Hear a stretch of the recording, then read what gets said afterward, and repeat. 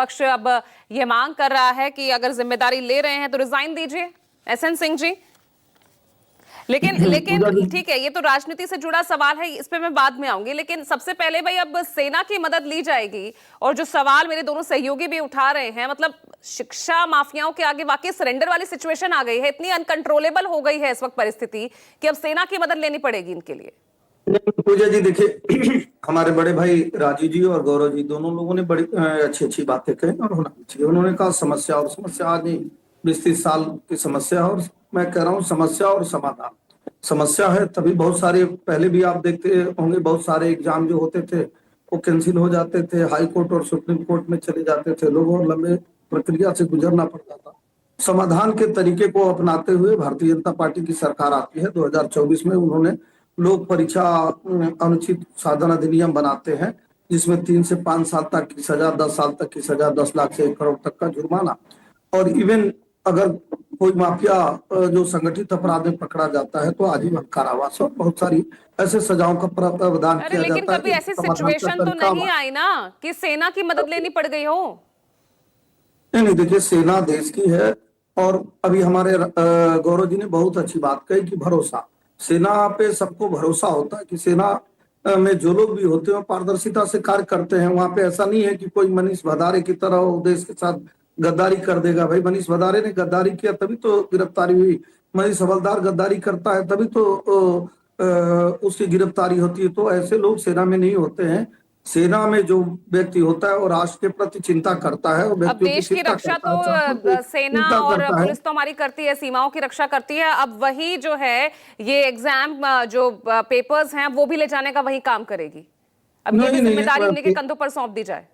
बिल्कुल नहीं, बिल्कुल नहीं। जब जैसी आवश्यकता होती है, सेना आप देखे होंगे तो बहुत सारे आवश्यकता ऐसे। क्यों पड़ी एसएन सिंह जी, यही तो सवाल है ना, ऐसी आवश्यकता क्यों आप आन पड़ी है? यूपीएससी का एग्जाम होता है, एटीजेई का एग्जाम होता है, वहां कोई पेपर लीक जैसे मसले नहीं आते?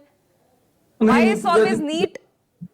जी उसी विश्वास की बात होती है कि देश में बड़े सारे गद्दार छुपे हुए हैं, वो संगठनों में भी गद्दार छुपे हुए हैं और देश में भी गद्दार छुपे हुए हैं। ऐसे गद्दारों को चिन्हित करके जब तक दंडात्मक कार्रवाई किया जाएगा तब तक फुल परीक्षा हो सके, हमारे भाई बहनों का भविष्य अंधकार में न जाए, इस नाते सेना के माध्यम से भेजा जा रहा है कि भाई मनीष इस देश का ही तो एनटीए का गठन तो इसीलिए एसएन सिंह जी आप लोगों ने करवाया था ना, एनटीए का गठन इसीलिए किया गया था कि जो पेपर लीक के जो पिछले जो मामले पूर्ववर्ती सरकारों में आए हैं वो सिस्टम सुधर सके।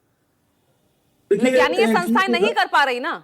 बिल्कुल बिल्कुल, आप देखिए उत्तरोत्तर सुधार हो रहा है। पहले आप देखी होंगी कि बहुत सारे पूरे देश के सभी संस्थाओं में वो पैसे चलते थे और कोटा चलता था। पैसा और कोटे के नाते राशिद अलवी जी जेल जाते हैं, कांग्रेस के एक बड़े मंत्री, समाजवादी पार्टी के लोग जेल जाते हैं। उनकी सरकारों में भी आप देखी होंगी कि 2015 में यूपीएससी परीक्षा ही लीक हो गई थी, हाईकोर्ट में चला गया। 2017 में एसआई पेपर ही लीक हो गया था। 2012 में 20,000 भर्तियों की सीबीआई जांच हो गई थी। राजस्थान में 2021 में आप देखे होंगे जो रीट की परीक्षा ही लीक हो गई थी। तो फुल प्रूफ करने के लिए ही कांग्रेस और समाजवादी पार्टी की, लेकिन हो नहीं पाया ना, हो नहीं पाया ना फुल प्रूफ। आप देखिए ना, ये फुल प्रूफ तो ये आपके द्वारा जो बनाई गई संस्थाएं हैं वो भी नहीं कर पा रही, इसलिए आपको सेना की मदद, सेना का सहारा लेना पड़ रहा है। मैं कह रहा हूँ जो भी गद्दारी कर रहे हैं हमारे देश के भविष्य के साथ, हमारे छात्रों के साथ, उनके ऊपर फुल प्रूफ कार्रवाई करने के लिए 2024 में कानून ले आया जाता है कि फुल प्रूफ कार्रवाई। वो पारी की सरकारें थी कि पेपर घर पे चले जाते थे, वहीं से सेट हो जाते थे, दलाली से भर्ती हो जाते थे, मंत्रियों के सिग्नेचर हो जाते थे, अब क्या हो रहा है? अब क्या हो रहा है ये बताइए ना। जो ताजा नीट का जो मामला है, इसमें कौन सा पैनल के ही लोग शामिल थे बताइए? जो पेपर सेट करने वाले थे वही, जो कोचिंग करने वाले, कोचिंग चलाने वाले थे वही, संचालक इस पूरे इसके मुख्य साजिशकर्ता वही निकले। नहीं, सिस्टम में गद्दार है। कौन कह रहा है कि सिस्टम में गद्दार नहीं? ये गद्दारी ही तो है कि जो कार्य आपको दिया जा रहा है उसको छोड़ के आप गद्दारी का कार्य कर रहे हैं। तो इन गद्दारों को चिन्हित तो जिम्मेदार कौन है इसके लिए? लेकिन गद्दार जिम्मेदार है। आपको दिया गया है कि आप पेपर विपक्ष तो कह रहा है कि अगर धर्मेंद्र प्रधान ने कहा ना कि मैं जिम्मेदारी लेता हूँ, जो सब गड़बड़ियां हुई, रिजाइन कर दीजिए फिर। नहीं देखिए, रिजाइन तो मुझे लगता है कि कर्नाटक की सरकार को भी करा देना चाहिए, हिमाचल की सरकार को भी करा देना चाहिए, तेलंगाना की सरकार को भी करा देना चाहिए, और समाजवादी पार्टी की पूर्वत की राहुल पूरी गांधी तो सरकार। कह रहे हैं एसएन सिंह जी कि आपने अब, क्योंकि मामला तो नीट तक है ही नहीं, यहाँ पर तो 12th के क्लास के जो छात्र हैं वो भी परेशान है, जो रिजल्ट आया अभी हाल ही में ओएसएम नहीं, राहुल मार्किंग को गांधी लेकर, उसमें आप दागी देखिए, कंपनी को कॉन्ट्रैक्ट देकर आ गए हैं।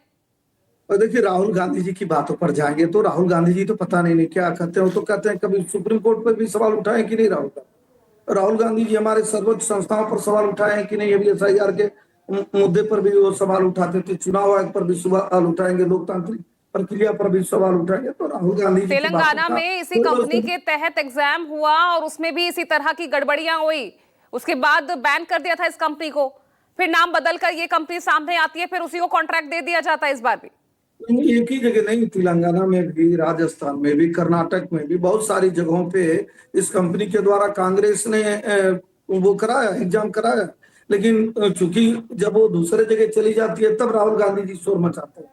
आप देखी होंगी पहले भी बहुत सारी ऐसी संस्थाओं पर सवाल उठाते हैं, बहुत सारे व्यवसायियों पर सवाल उठाते हैं, और जहां उनकी सरकार चलिए, चाहे वो करवा रहे हो या आपने करवाया, गलत तो गलत है ना, खिलवाड़ तो छात्रों के भविष्य के साथ हो रहा है ना।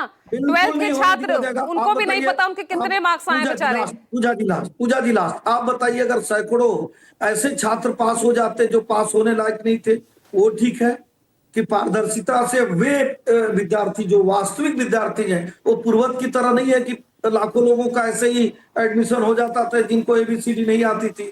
अब तो जो वास्तविक है, वास्तविक के नाते ही ये सारी चीजें करनी पड़ रही है, और वास्तविक के नाते ही सेना लगाना पड़ रहा है। तो मुझे लगता है कि अगर वास्तविकता को पूरा करने के लिए सरकार 17 लाख में से तो 17.5 लाख में से तो करीब 4.5 लाख ने तो रिवैल्यूएशन के लिए अप्लाई किया है।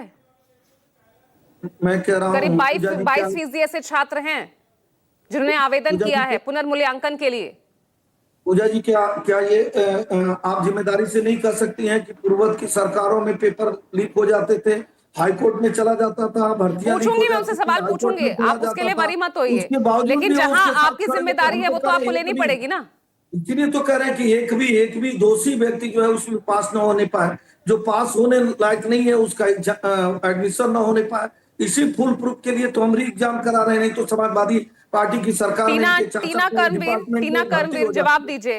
आप लोग तो बस सवाल उठाते हैं या सरकार एक्शन पे एक्शन ले रही है, जो दोषी हैं उनके खिलाफ कार्रवाई चल रही है, सीबीआई जांच चल